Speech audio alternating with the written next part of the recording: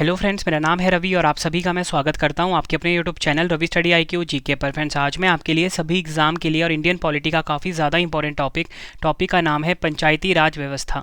इस टॉपिक से related most important question इस वीडियो में लेकर आया हूँ।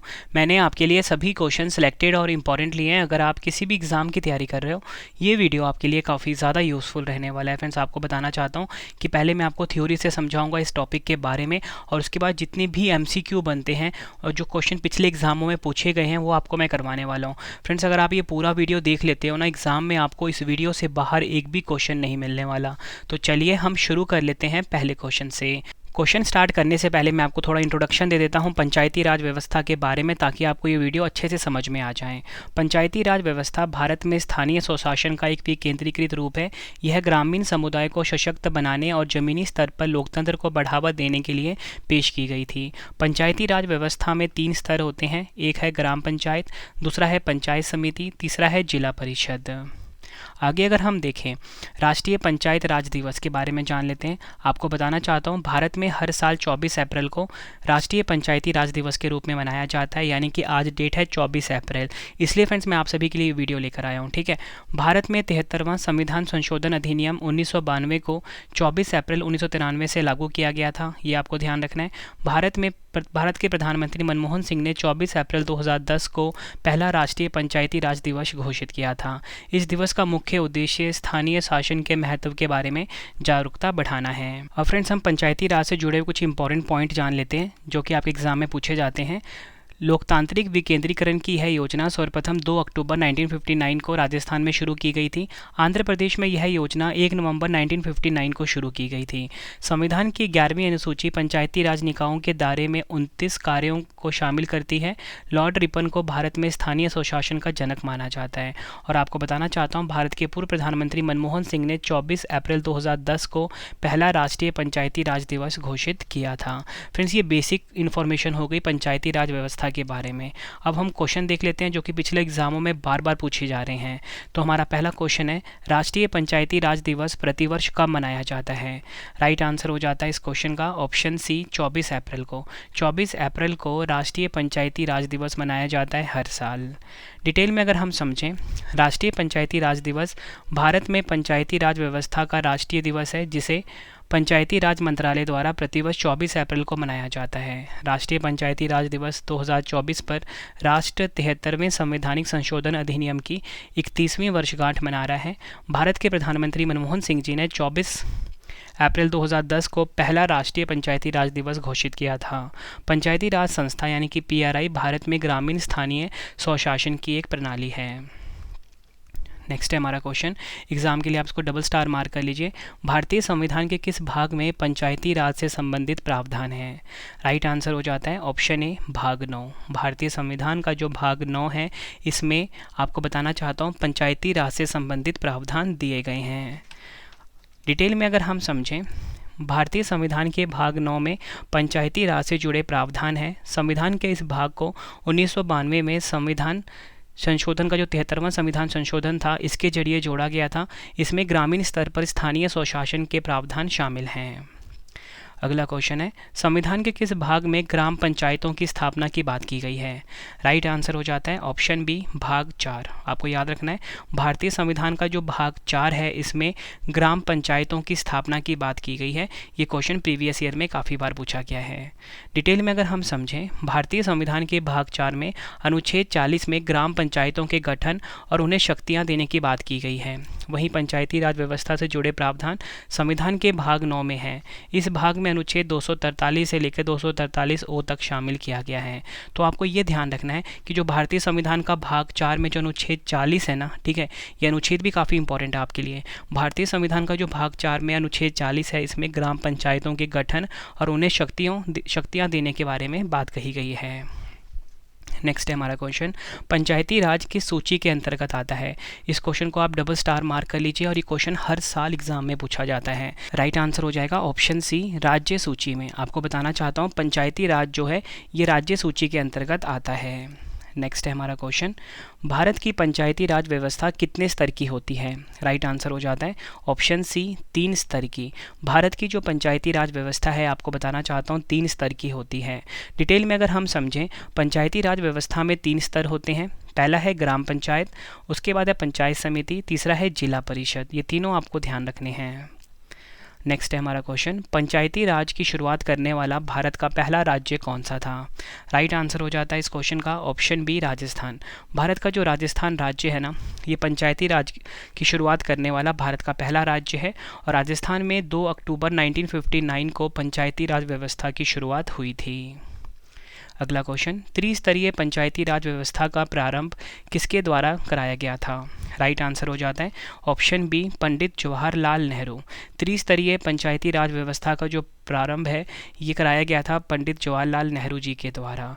कहाँ पर? राजस्थान के नागौर में। डिटेल में अगर हम समझें, त्रिस्तरीय पंचायती राज व्यवस्था का प्रारंभ पंडित जवाहरलाल नेहरू ने कराया था। पंचायती राज संस्था का उद्घाटन जवाहरलाल नेहरू ने 2 अक्टूबर 1959 को राजस्थान के नागौर जिले में किया था। नेक्स्ट है हमारा क्वेश्चन, भारत में पंचायती राज स्थापित करने वाले प्रथम 2 राज्य कौन से थे? राइट आंसर हो जाता है ऑप्शन सी राजस्थान और आंध्र प्रदेश। भारत में पंचायती राज स्थापित करने वाले प्रथम 2 राज्य थे राजस्थान और उसके बाद आंध्र प्रदेश। तो दोनों राज्य आपने ध्यान रखने हैं। अगला क्वेश्चन, निम्नलिखित में से कौन भारत में पंचायती राज व्यवस्था के विचार का कट्टर विरोधी था? राइट आंसर हो जाता है option A B R Ambedkar ji. B R Ambedkar ji जो थे फ्रेंड्स, ये भारत में पंचायती राज व्यवस्था के विचार का कट्टर विरोधी थे। और फ्रेंड्स, अगर हम बात करें बी आर अम्बेडकर जी के बारे में, इन्हें भारतीय संविधान का निर्माता कहा जाता है। डिटेल में अगर हम समझें, डॉक्टर अंबेडकर ने पंचायतों में समाज के समृद्ध वर्गों के अधिकारों और शक्तियों को तथा वंचित वर्ग की दुर्दशा को देखा है, इसलिए वह पंचायतों के खिलाफ थे। नेक्स्ट है हमारा क्वेश्चन, भारत में पंचायती राज व्यवस्था किसके अंतर्गत रखी गई है? राइट आंसर हो जाता है ऑप्शन सी राज्य नीति के निर्देशक सिद्धांत यानी कि डीपीएसपी। भारत में जो पंचायती राज व्यवस्था है, ये राज्य नीति के निर्देशक सिद्धांत के अंतर्गत रखी गई है। डिटेल में अगर हम समझें, पंचायती राज व्यवस्था ग्रामीण स्थानीय स्वशासन की एक व्यवस्था है। यह शक्ति के विकेंद्रीकरण के सिद्धांत पर आधारित है। राज्य नीति के निर्देशक सिद्धांत यानी कि डीपीएसपी के अनुच्छेद 40 के तहत यह उल्लेख किया गया है कि राज्य ग्राम पंचायतों को संगठित करने के लिए कदम उठाएगा और उन्हें ऐसी शक्तियां और अधिकार प्रदान करेगा जो उन्हें स्वशासन की इकाइयों के रूप में कार्य करने में सक्षम बनाने के लिए आवश्यक हो। नेक्स्ट है हमारा क्वेश्चन, निम्नलिखित में से कौन पंचायती राज के तहत एक शीर्ष निकाय है? राइट आंसर हो जाता है इस क्वेश्चन का ऑप्शन ए जिला परिषद। आपको बताना चाहता हूँ, जिला परिषद जो है ये पंचायती राज के तहत एक शीर्ष निकाय है।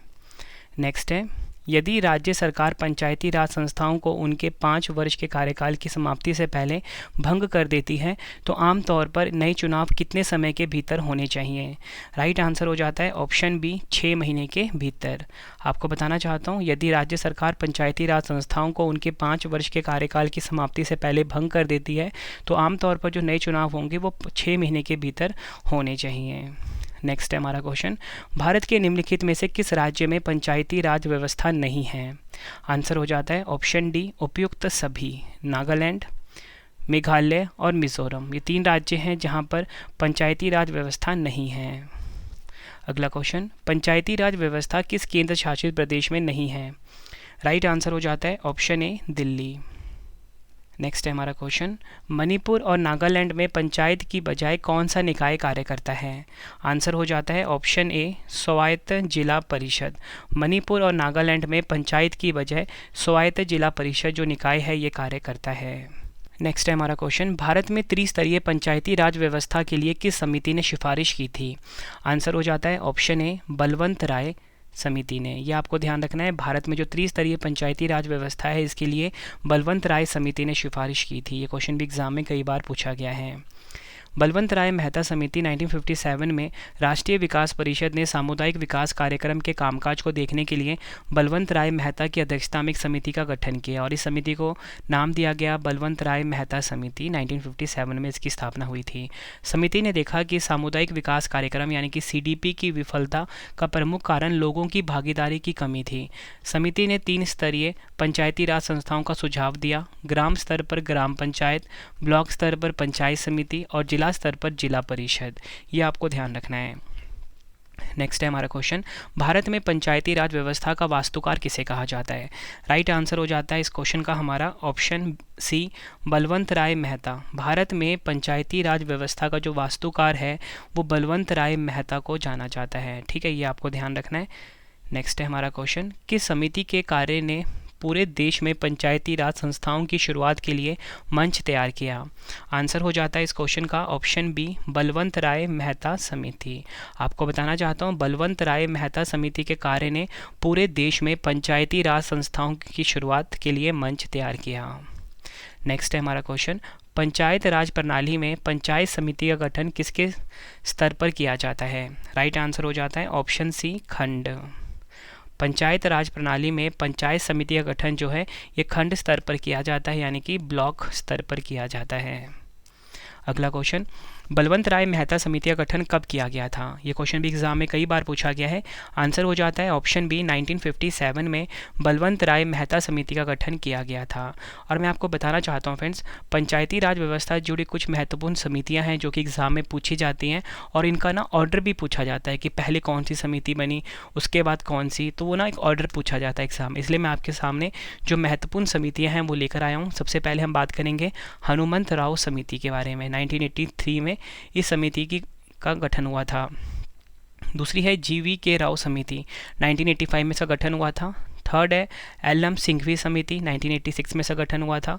फिर है बलवंत राय मेहता समिति, काफ़ी इंपॉर्टेंट है, 1957 में इसका गठन हुआ था। अशोक मेहता समिति, 1977 में इसका गठन हुआ था। उसके बाद है थुंगन समिति, 1989 में इसका गठन किया गया था। अगला क्वेश्चन है, पंचायती राज व्यवस्था में प्रथम स्तर की निर्वाचित संस्था एवं लोकतंत्र की मूल इकाई क्या है? आंसर हो जाता है ऑप्शन ए, ग्राम पंचायत। आपको बताना चाहता हूँ, पंचायती राज व्यवस्था में प्रथम स्तर की जो निर्वाचित संस्था एवं लोकतंत्र की जो मूल इकाई है वो है ग्राम पंचायत। अगला क्वेश्चन, पंचायती राज व्यवस्था किससे संबंधित है? आंसर हो जाता है ऑप्शन बी, स्थानीय स्वशासन से। पंचायती राज व्यवस्था जो है आपको बताना चाहता हूँ स्थानीय स्वशासन से संबंधित है। अगला क्वेश्चन, किस संवैधानिक संशोधन ने पंचायती राज संस्थाओं को संवैधानिक दर्जा दिया? एग्जाम के लिए मोस्ट इंपॉर्टेंट क्वेश्चन है ये। राइट आंसर हो जाता है ऑप्शन सी, 73वां संविधान संशोधन अधिनियम 1992। याद रखना है, 73वां संविधान संशोधन अधिनियम 1992 जो है इसने पंचायती राज संस्थाओं को संवैधानिक दर्जा दिया। एग्जाम के लिए आप इसको डबल स्टार मार्क कर लीजिए, क्वेश्चन हर साल एग्जाम में पूछा जाता है। अगला क्वेश्चन है, निम्नलिखित में से कौन सी अनुसूची पंचायती राज प्रणाली के कामकाज से संबंधित है? आंसर हो जाता है ऑप्शन सी, 11वीं। आपको बताना चाहता हूँ 11वीं अनुसूची जो है ये पंचायती राज प्रणाली के कामकाज से संबंधित है। नेक्स्ट है, पंचायत के चुनाव कराने हेतु निर्णय किसके द्वारा लिया जाता है? आंसर हो जाता है ऑप्शन सी, राज्य सरकार। पंचायत के चुनाव कराने हेतु निर्णय जो होता है ये राज्य सरकार के द्वारा लिया जाता है। अगला क्वेश्चन है, 2 अक्टूबर 1959 को पंचायती राज का शुभारंभ सर्वप्रथम कहाँ किया गया था? आंसर हो जाता है इस क्वेश्चन का ऑप्शन बी, राजस्थान के नागौर में। राजस्थान के नागौर में 2 अक्टूबर 1959 को पंचायती राज का शुभारंभ सबसे पहले किया गया था। नेक्स्ट है हमारा क्वेश्चन, पंचायत चुनाव के लिए उम्मीदवारों की न्यूनतम आयु सीमा कितनी होनी चाहिए? राइट आंसर हो जाता है इस क्वेश्चन का हमारा ऑप्शन ए, 21 वर्ष। पंचायत चुनाव के लिए उम्मीदवारों की जो न्यूनतम आयु सीमा है वो 21 वर्ष होनी चाहिए। अगला क्वेश्चन है हमारा, संविधान का कौन सा अनुच्छेद पंचायती राज को परिभाषित करता है? राइट आंसर हो जाता है ऑप्शन सी, 243। भारतीय संविधान का जो अनुच्छेद 243 है ना, ये पंचायती राज को परिभाषित करता है। डिटेल में अगर हम समझें, भारत के संविधान का भाग 9 अनुच्छेद 243 से 243O ग्रामीण क्षेत्रों के लिए पंचायती राज व्यवस्था से संबंधित है। इसमें पंचायत की विभिन्न शर्तों, संरचना, अवधि, आरक्षण, शक्तियों आदि की परिभाषाएं शामिल हैं। अब फ्रेंड्स मैं आपको कुछ महत्वपूर्ण अनुच्छेद बता देता हूँ। अगर हम बात करें अनुच्छेद 243A की या 243क की, इसमें ग्राम सभा के बारे में बताया गया है। 243B में पंचायतों का गठन के बारे में बताया गया है। 243C में पंचायतों की संरचना के बारे में बताया गया है। 243D में सीटों का आरक्षण के बारे में बताया गया है। 243H में पंचायतों द्वारा कर अधिरोपित करने की शक्तियां और उनकी निधियां के बारे में बताया गया है। और 243K में पंचायतों के चुनाव के बारे में बताया गया है। नेक्स्ट है हमारा क्वेश्चन, भारतीय संविधान का कौन सा अनुच्छेद पंचायती राज स्थापित करने का उपबंध करता है? राइट आंसर हो जाता है इस क्वेश्चन का हमारा ऑप्शन सी, अनुच्छेद 40। याद रखना है आप सभी को, भारतीय संविधान का जो अनुच्छेद 40 है ये पंचायती राज स्थापित करने का उपबंध करता है। नेक्स्ट है हमारा क्वेश्चन, संविधान की 11वीं अनुसूची में पंचायत से संबंधित कितने विषय हैं? आंसर हो जाता है इस क्वेश्चन का ऑप्शन डी, 29 विषय। संविधान की जो 11वीं अनुसूची है, आपको बताना चाहता हूँ, इसमें पंचायत से संबंधित टोटल मिला के 29 विषय हैं। फ्रेंड्स, अगर आपको वीडियो की क्वालिटी, वीडियो का कॉन्टेंट और आपके रवि सर की मेहनत पसंद आ रही है, वीडियो को लाइक और शेयर जरूर करें। कॉमेंट बॉक्स में अपना फीडबैक भी दें कि आपको हमारी वीडियो कैसी लगती है। फ्रेंड्स, मेरी कोशिश यही है कम टाइम में आपको मैं बेस्ट कॉन्टेंट अपनी वीडियो में दे सकूँ। ठीक है फ्रेंड्स, और आप यकीन मानिए, पिछला कोई भी पेपर उठा के आप देख लो, अगर आप वहाँ पे देखते हो पंचायती राज व्यवस्था से क्वेश्चन अगर आया होगा ना, सारे क्वेश्चन आपको इस वीडियो में देखने को मिलने वाले हैं। बहुत मेहनत करी है मैंने आप सभी के लिए। अगला क्वेश्चन, 1970 में पंचायती राज व्यवस्था की समीक्षा के लिए गठित समिति की अध्यक्षता किसने की थी? आंसर हो जाता है ऑप्शन सी, अशोक मेहता ने। आपको बताना चाहता हूँ, 1970 में पंचायती राज व्यवस्था की समीक्षा के लिए गठित समिति की अध्यक्षता करी थी अशोक मेहता ने। ये आपको ध्यान रखना है। और फ्रेंड्स, मैं आपको एक इंपॉर्टेंट इन्फॉर्मेशन बताना भूल गया कि अगर आपको डेली करंट अफेयर्स पढ़ना है ना, उसके लिए मेरा अलग से चैनल है, करंट अफेयर्स बाय रवि। आप सभी को पता है कि हर एग्ज़ाम में ना करंट अफेयर्स के क्वेश्चन भर भर के पूछे जाते हैं। तो मैं क्या कर रहा हूँ, आपको ना हर दिन 20 क्वेश्चन करवाता हूँ कम टाइम में, साथ में ही फ्री PDF भी देता हूँ और एप्लीकेशन के ऊपर टेस्ट भी लगवाता हूँ। ठीक है, सब कुछ आपके लिए फ्री होता है। सबसे पहले तो आप चैनल सब्सक्राइब कर लीजिए, बाकी इन्फॉर्मेशन मैं आपको वीडियो के लास्ट में दूंगा। चैनल का नाम है करंट अफेयर्स बाय रवि। ठीक है, हरे कलर का लोगो आएगा, इसे आप सब्सक्राइब करके डेली करंट अफेयर्स की क्लास ले लीजिए। नेक्स्ट है हमारा क्वेश्चन, पंचायत का कार्यकाल कितने वर्षों का होता है? राइट आंसर हो जाता है इस क्वेश्चन का ऑप्शन बी, पहली बैठक की तारीख से 5 वर्ष तक। आप बोल सकते हो 5 वर्ष का होता है पंचायत का कार्यकाल। अगला क्वेश्चन, 2 अक्टूबर 1959 को राजस्थान के नागौर में पंचायती राज का औपचारिक उद्घाटन किसने किया? राइट आंसर हो जाता है ऑप्शन डी, पंडित जवाहरलाल नेहरू जी ने। 2 अक्टूबर 1959 को राजस्थान के नागौर में पंचायती राज का जो औपचारिक उद्घाटन है, ये पंडित जवाहरलाल नेहरू जी ने किया था। नेक्स्ट है हमारा क्वेश्चन, पंचायती राज समिति अपनी निधि हेतु किस पर निर्भर होती है? राइट आंसर हो जाता है ऑप्शन सी, सरकारी अनुदान पर। पंचायती राज समिति जो है अपनी निधि हेतु किस पर निर्भर होती है? सरकारी अनुदान पर।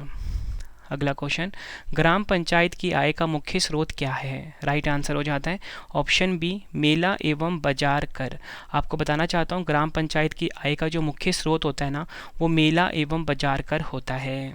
अगला क्वेश्चन, 4 स्तरीय पंचायती राज प्रणाली का सुझाव किसने दिया था? राइट आंसर हो जाता है ऑप्शन ए, PV राव समिति ने। PV राव समिति ने 4 स्तरीय पंचायती राज प्रणाली का सुझाव दिया था। नेक्स्ट है हमारा क्वेश्चन, पंचायती राज संस्थाओं द्वारा किए जाने वाले 29 कार्यों की सूची कौन सा अनुच्छेद देता है? इस क्वेश्चन को भी आप एग्जाम के लिए डबल स्टार मार्क कर लीजिए। जितने भी क्वेश्चन अभी आपको करवा रहा हूँ ना अनुच्छेद से जुड़े हुए, सारे प्रीवियस ईयर में पूछे गए हैं। तो इस क्वेश्चन का जो राइट आंसर है वो है ये है ऑप्शन डी, अनुच्छेद 243G। ये आपको ध्यान रखना है। पंचायती राज संस्थाओं द्वारा किए जाने वाले 29 कार्यों की सूची कौन सा अनुच्छेद देता है? अनुच्छेद 243G। अगला क्वेश्चन, भारत के संविधान के किस अनुच्छेद के तहत पंचायतों में महिलाओं के लिए सीटों के आरक्षण का प्रावधान दिया गया है? राइट आंसर हो जाता है ऑप्शन सी, अनुच्छेद 243D। ये आपको ध्यान रखना है। भारतीय संविधान का जो अनुच्छेद 243D है ना, इसके तहत पंचायतों में महिलाओं के लिए सीटों के आरक्षण का प्रावधान दिया गया है। अगला क्वेश्चन, संविधान का कौन सा अनुच्छेद पंचायतों की शक्तियों, प्राधिकार और उत्तरदायित्व से संबंधित है? आंसर हो जाता है ऑप्शन डी, अनुच्छेद 243G। ये आपको ध्यान रखना है। भारतीय संविधान का जो अनुच्छेद 243G है ना, ये पंचायतों की शक्तियों, प्राधिकार और उत्तरदायित्व से संबंधित है। अगला क्वेश्चन, कौन सा संवैधानिक अनुच्छेद पंचायती सदस्यों के लिए अयोग्यता को परिभाषित करता है? राइट आंसर हो जाएगा ऑप्शन सी, अनुच्छेद 243F। भारतीय संविधान का जो अनुच्छेद 243F है, ये पंचायती सदस्यों के लिए अयोग्यता को परिभाषित करता है। अगला क्वेश्चन है हमारा, भारत में पंचायती राज निकायों के लिए निर्वाचन किस संवैधानिक प्रावधान के अधीन कराए जाते हैं? राइट आंसर हो जाता है ऑप्शन बी, अनुच्छेद 243 के। भारत में पंचायती राज निकायों के लिए जो निर्वाचन है, ये अनुच्छेद 243 के के अंतर्गत कराए जाते हैं। अगला क्वेश्चन है, निम्नलिखित में से किस प्रावधान के तहत बनी प्रत्येक पंचायत में अनुसूचित जाति और अनुसूचित जनजाति के लिए आरक्षण है? काफ़ी इंपॉर्टेंट क्वेश्चन है ये भी। राइट आंसर हो जाता है इस क्वेश्चन का हमारा ऑप्शन डी, भारत के संविधान का अनुच्छेद 243 डी। ये आपको ध्यान रखना है। मैंने क्या बताया इस क्वेश्चन में आपको कि भारतीय संविधान का जो अनुच्छेद 243 डी है ना, इसमें प्रत्येक पंचायत में अनुसूचित जाति और अनुसूचित जनजातियों के लिए आरक्षण है। अगला क्वेश्चन, निम्नलिखित में से भारत में पहला नगर निगम कहाँ स्थापित हुआ था? राइट आंसर हो जाता है ऑप्शन बी, चेन्नई में।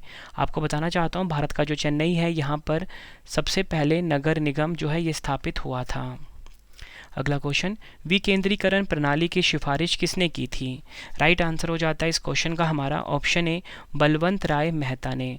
विकेंद्रीकरण प्रणाली की सिफारिश सबसे पहले किसने करी थी? बलवंत राय मेहता ने। अगला क्वेश्चन, सरपंच अपना त्यागपत्र किसको सौंपता है? राइट आंसर हो जाता है ऑप्शन ए, पंचायत समिति के विकास अधिकारी को। आपको बताना चाहता हूँ सरपंच जो होता है अपना त्यागपत्र किसको देता है? पंचायत समिति के विकास अधिकारी को। अगला क्वेश्चन, यदि पंचायत भंग होती है तो किस अवधि के अंतर्गत निर्वाचन होंगे? राइट आंसर हो जाता है इस क्वेश्चन का हमारा ऑप्शन डी, 6 माह। आपको बताना चाहता हूँ यदि पंचायत भंग होती है तो 6 माह की अवधि के अंदर निर्वाचन होंगे। अगला क्वेश्चन, भारत के पंचायती राज व्यवस्था का शिल्पकार किसे कहा जाता है? आंसर हो जाता है ऑप्शन ए, बलवंत राय मेहता को। भारत के पंचायती राज व्यवस्था का शिल्पकार कहा जाता है बलवंत राय मेहता को। नेक्स्ट है, भारत में सही मामले में स्थानीय स्वशासन का जनक किसे कहा जाता है? राइट आंसर हो जाता है इस क्वेश्चन का ऑप्शन बी, लॉर्ड रिपन को। आपको बताना चाहता हूँ स्थानीय स्वशासन का जनक माना जाता है भारत में। नेक्स्ट है हमारा क्वेश्चन, भारतीय संविधान के किस भाग में नगर पालिकाओं से संबंधित प्रावधान है? राइट आंसर हो जाता है ऑप्शन बी, भाग 9 क। भारतीय संविधान का जो भाग 9 क है इसमें नगर पालिकाओं से संबंधित प्रावधान है। नेक्स्ट है, संविधान के 11वीं अनुसूची में निम्नलिखित में से क्या सम्मिलित है? राइट आंसर हो जाता है ऑप्शन ए, पंचायतों का कार्यक्रम। संविधान की 11वीं अनुसूची में आपको बताना चाहता हूँ पंचायतों का कार्यक्रम सम्मिलित है। अगला क्वेश्चन, पंचायती राज प्रणाली किस पर आधारित है? आंसर हो जाता है ऑप्शन बी, सत्ता के विकेंद्रीकरण पर। पंचायती राज प्रणाली जो है ये सत्ता के विकेंद्रीकरण प्रणाली पर आधारित है। नेक्स्ट क्वेश्चन करवाने से पहले आप सभी के लिए एक इंपॉर्टेंट इन्फॉर्मेशन है फ्रेंड्स, आपके रवि सर की जो ई बुक की वेबसाइट है जीके की करंट अफेयर्स की, वो है www.ravibooks.pdf.com। यहाँ पे जाके आप हमारी हर सब्जेक्ट की ई बुक को बाय कर सकते हो। कम टाइम में आप किसी भी एग्जाम की तैयारी कर सकते हो रवि सर की ई बुक के द्वारा। www.ravibooks.pdf.com वेबसाइट पर आपको जाना है, ठीक है फ्रेंड्स। और इसी के साथ आपको बताना चाहता हूँ कि आप मेरा मोबाइल एप्लीकेशन है रवि स्टडी IQ जीके नाम से, यहाँ पे आप डेली करंट अफेयर का टेस्ट लगा सकते हो। टेस्ट आपको कहाँ पर मिलेगा वो भी आपको मैं बता देता हूँ ताकि फ्रेंड्स आपको इजी रहे। तो फ्रेंड्स आपको बताना चाहता हूँ कि आपको मोबाइल एप्लीकेशन इंस्टॉल करना है रवि स्टडी IQ जीके। यहाँ पे जो फ्री टेस्ट का ऑप्शन आएगा ना, यहाँ पे जाके आप टेस्ट लगा सकते हो, ठीक है। रेड कलर का लोगो होगा रवि स्टडी IQ जीके का, मेरा ऑफिशियल, ठीक है। मोबाइल एप्लीकेशन इंस्टॉल कर लीजिए आप, ठीक है। और फ्री में आप टेस्ट लगा सकते हो। बाकी आपको ई बुक के बारे में बता चुका हूँ। टेलीग्राम पे आपको PDF मिल जाता है, रवि स्टडी IQ जीके नाम से है हमारा टेलीग्राम। हमारा अगला क्वेश्चन है, पंचायती राज प्रदान करता है? राइट आंसर हो जाता है ऑप्शन सी, स्थानीय स्तर पर लोकतांत्रिक प्रशासन। आपको बताना चाहता हूँ पंचायती राज क्या प्रदान करता है? स्थानीय स्तर पर लोकतांत्रिक प्रशासन। नेक्स्ट है, किस समिति में लोकतांत्रिक विकेंद्रीकरण और पंचायती राज की सिफारिश की थी? उसका सभापति कौन था? राइट आंसर हो जाता है इस क्वेश्चन का ऑप्शन ए, बलवंत राय मेहता। जिस समिति में लोकतांत्रिक विकेंद्रीकरण और पंचायती राज की सिफारिश की गई थी उसके सभापति थे बलवंत राय मेहता। अगला क्वेश्चन, बलवंत राय मेहता समिति ने किसको अधिक शक्तिशाली बनाने का सुझाव दिया था? राइट आंसर हो जाता है इस क्वेश्चन का ऑप्शन बी, पंचायत समिति को। बलवंत राय मेहता समिति ने, आपको बताना चाहता हूँ, पंचायत समिति को सबसे अधिक शक्तिशाली बनाने का सुझाव दिया था। डिटेल में अगर हम समझें, बलवंत राय मेहता इस समिति के अध्यक्ष थे। त्रिस्तरीय पंचायती राज व्यवस्था की स्थापना इस समिति की मुख्य सिफारिशों में से एक है। अगर हम बात करें इस समिति द्वारा अनुशंसित त्रिस्तरीय प्रणाली क्या है, वो है ग्राम स्तर पर ग्राम पंचायत, प्रखंड स्तर पर पंचायत समिति और जिला स्तर पर जिला परिषद। नेक्स्ट है, 73वें संवैधानिक संशोधन के अनुसार पंचायती राज संस्थाओं में अध्यक्ष के कम से कम कितने पद महिलाओं के लिए आरक्षित किए गए हैं? राइट आंसर हो जाता है इस क्वेश्चन का ऑप्शन बी, 1/3। ये आपको ध्यान रखना है, एग्ज़ाम के लिए काफ़ी इंपॉर्टेंट है, ठीक है। 73वें संवैधानिक संशोधन के अनुसार पंचायती राज संस्थाओं में अध्यक्ष के कम से कम 1/3 जो पद है ना, ये महिलाओं के लिए आरक्षित किए गए हैं, यानी कि 33%। नेक्स्ट है, 73वें संवैधानिक संशोधन के प्रावधान को समाज के किस वर्ग को सत्ता हस्तांतरण की दृष्टि से ऐतिहासिक कदम माना जाता है? राइट आंसर हो जाता है ऑप्शन बी, महिला वर्ग। ये आपको ध्यान रखना है। नेक्स्ट है हमारा क्वेश्चन, 73वें संविधान संशोधन द्वारा पंचायती राज संस्थाओं के लिए किस प्रकार के चुनाव का प्रावधान किया गया है? आंसर हो जाता है ऑप्शन बी, प्रत्यक्ष एवं गुप्त मतदान। अगला क्वेश्चन, कौन पंचायती राज संस्थाओं के निर्वाचन के लिए उत्तरदायी है? राइट आंसर हो जाता है ऑप्शन ए, राज्य निर्वाचन आयोग। आपको बताना चाहता हूँ, राज्य निर्वाचन आयोग जो है ये पंचायती राज संस्थाओं के निर्वाचन के लिए उत्तरदायी है। नेक्स्ट है हमारा क्वेश्चन, भारत की पंचायती राज के प्रबल समर्थक कौन थे? राइट आंसर हो जाता है इस क्वेश्चन का ऑप्शन डी, उपयुक्त सभी। महात्मा गांधी, राजीव गांधी, सिद्धराज डड्ढा जो हैं ये भारत की पंचायती राज के प्रबल समर्थक थे।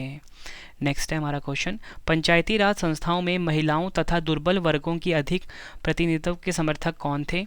आंसर हो जाता है ऑप्शन सी, राजीव गांधी।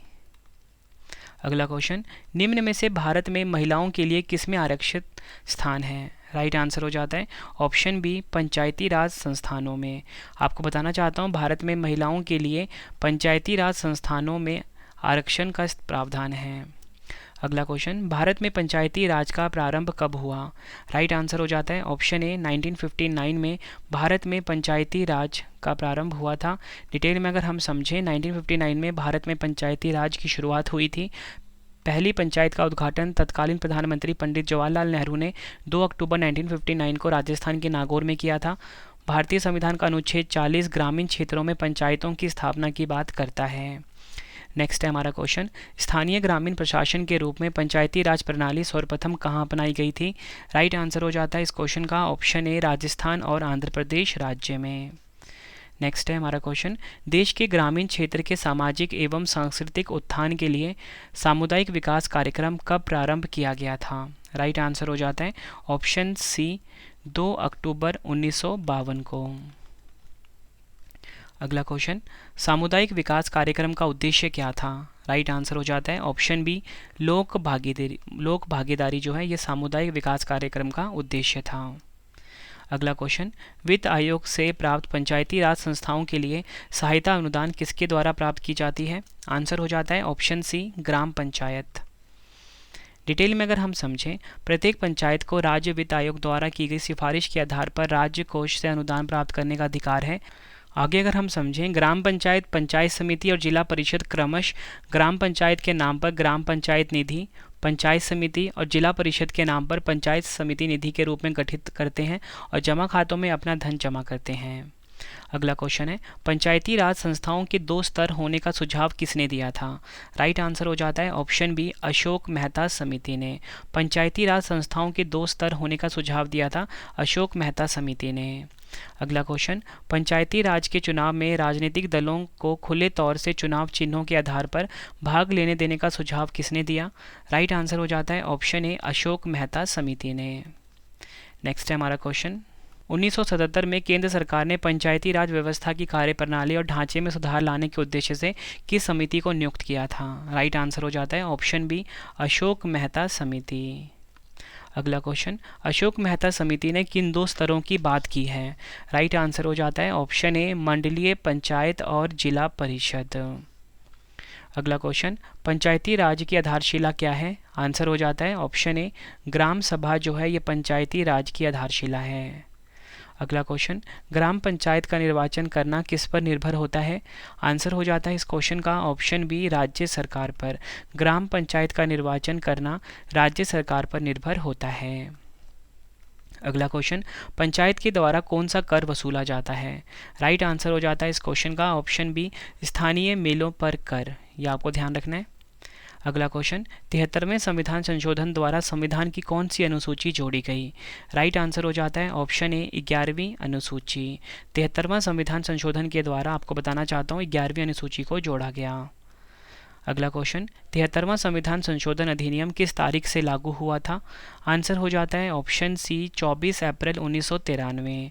73वां संविधान संशोधन अधिनियम जो है ये 24 अप्रैल 1993 तारीख से लागू हुआ था।